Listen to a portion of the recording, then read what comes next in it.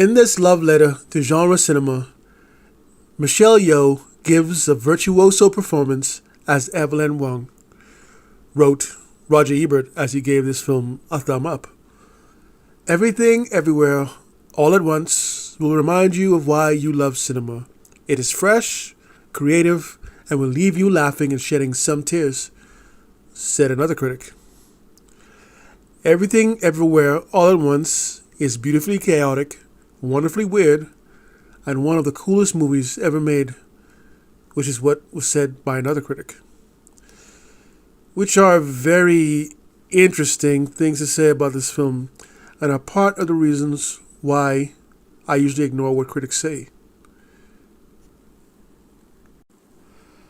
I don't know why I didn't do this for this movie. Sure, there was a lot of buzz surrounding it, and Oscars being thrown at it, and or for the acting staff. I am a fan of film and have watched films from around the world in many different languages over the years. I have even written articles about them.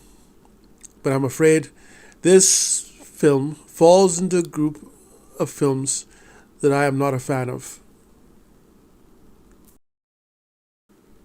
It opens with a clear objective, and that is to build a good story with effective character building. The story continues to include the problem of losing everything the protagonist had. I was drawn in, and as a fantasy element was introduced, I welcomed it like a long-lost friend. Even as this element, so to speak, decided to grow somewhat rapidly, and when it started to get out of control, I laughed out loud because I thought it was a comedy.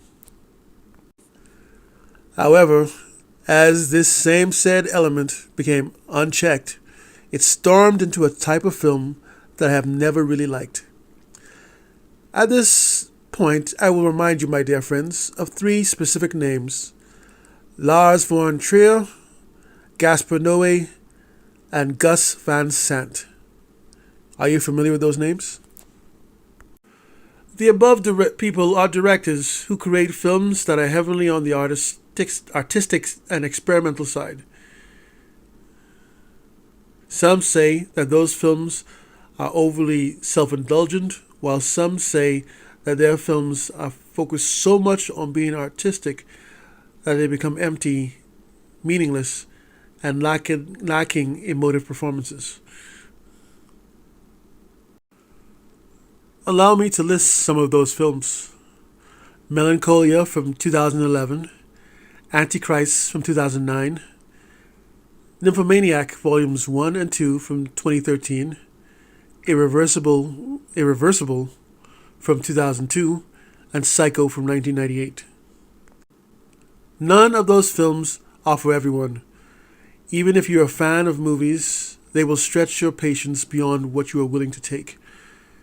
Everything, Everywhere, All at Once in his third act becomes overblown and using the very worst aspects and tendencies of the films and directors that I've just named. I became very irritated at this because the transformation didn't occur until the film was well in the said third act. It was too late to withdraw because I was too far in. I had to see it through. And it was absolute torture.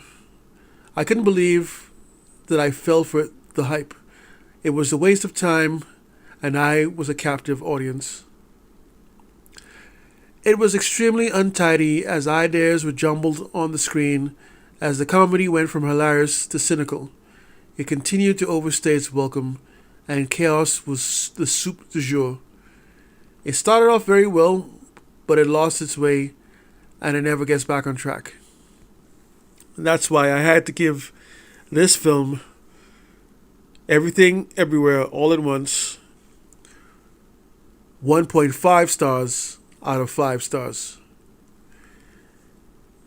It became very disappointing, and it is not worth my time.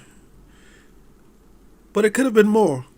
It could have been a much better film had the director chosen to not lose the plot, not to throw everything onto the screen without organizing it properly, without doing his due diligence and keeping everything on track, and so that we can have a more cohesive film and something that we can enjoy and even watch the second time. This film is not a second watch film.